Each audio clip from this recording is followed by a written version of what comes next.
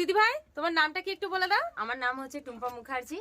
আচ্ছা, আর দাদা ভাই তোমার নামটা বলে দাও। আমার নাম ছোট্টু মুখার্জি। এই যে দিদি ভাইদেরকে নিয়ে একটু আমাদের বাগান বাড়িটাকে একটু ঘুরে দেখানো হচ্ছে। আর এই যে পুচকি দুটো যা করছে না কি বলবো। কেমন লাগলো বলো? দারুণ দারুণ। বন্ধুরা আমরা যেখান দিয়ে আর কি হাঁটছি এই চরটা কিন্তু অনেক দূরে গিয়ে বেশ উঁচু ঢিবি টাইপের হয়ে যায়। আর সেই চরের উপরে কিন্তু বাচ্চারা আবার ফুটবল খেলতেও আসে। তো দেখো নদীটা কিন্তু বেশ চওড়া।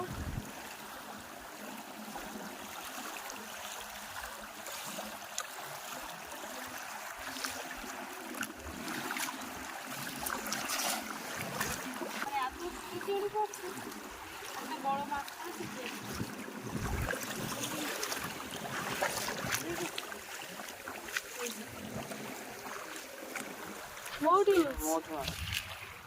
এরকম বড় পড়লে তো তাও কাজ হচ্ছে না। এই এটা মোটি মাছ না, মাছ এটা কি একটা মাছ না, গাল বড় মাছ।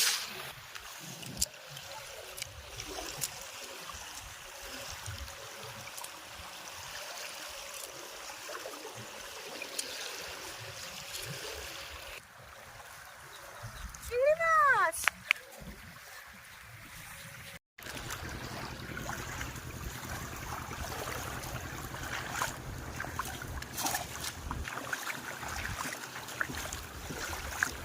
ক্যামেরাম্যান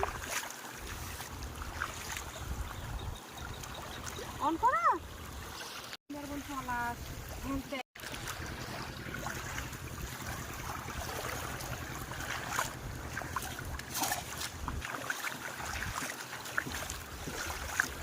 ক্যামেরাম্যান অন করা।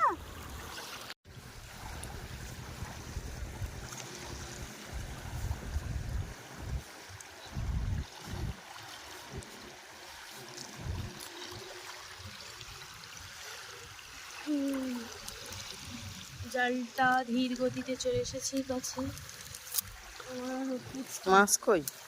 মাছ কই? মাছ থাকবে না কিছু।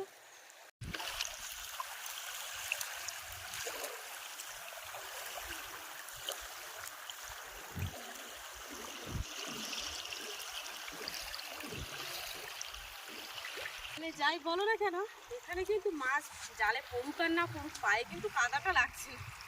বালির চর না? হ্যাঁ, বালির চরে আইলে তো কাদা লাগে না।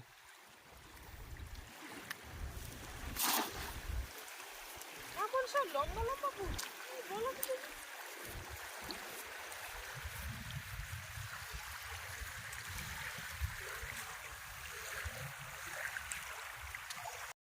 হুম,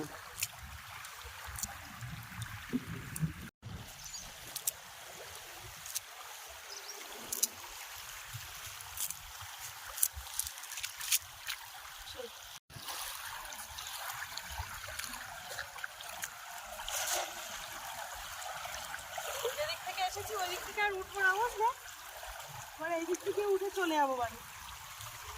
মাছ হচ্ছে না আর এদিকে 2টো বেজে যাবার মতো হয়ে গেছে।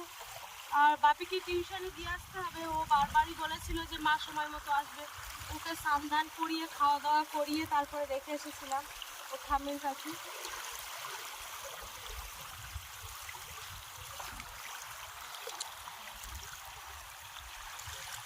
কি বলো তো, একটা মাছ পড়ছিল। এখন মরণের সময় মাছ পড়ে না। সেদিন রাত্রে এসেছিলাম, রাত্রে মাছ পড়েছে কিন্তু রাতে মাছ পড়ে, দিনের বেলা এখন পড়ে না। আমার সেই কাঁকড়া, ছোট ছোট কাঁকড়া।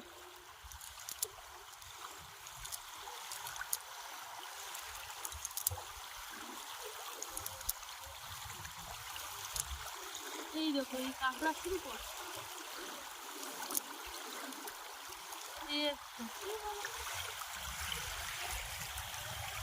তিনটে পড়লো, বড় বড় যদি পড়ে তাও নেওয়া যায়, কিন্তু এত ছোট ছোট পড়ে না। খাই সেটা। লজ্জাবি করে বড় হলে খাওয়া যায়। ছোট ছোট লজ্জাপতি কাঁকড়াটা খুব টেস্ট, যদিও আমি কোনোদিনও খাইনি লজ্জাপতি কাঁকড়া। তো ওই গেছো কাঁকড়ার রেসিপি একদিন চাইছিল একটা বন্ধু, বারবার কমেন্টে বলছিল যে দিদি ভাই গেছো কাঁকড়া রান্নার রেসিপি কিন্তু যে টাইমে আর কি আনা হয়েছিল, তো সেই টাইমে আর একদম সেই রেসিপিটা কিন্তু দেখানো হয়নি যাই কোনো মতো। তো এবার যখন যাব আর কি অবশ্যই দেখো, কি বলো? হ্যাঁ অবশ্যই। একদম।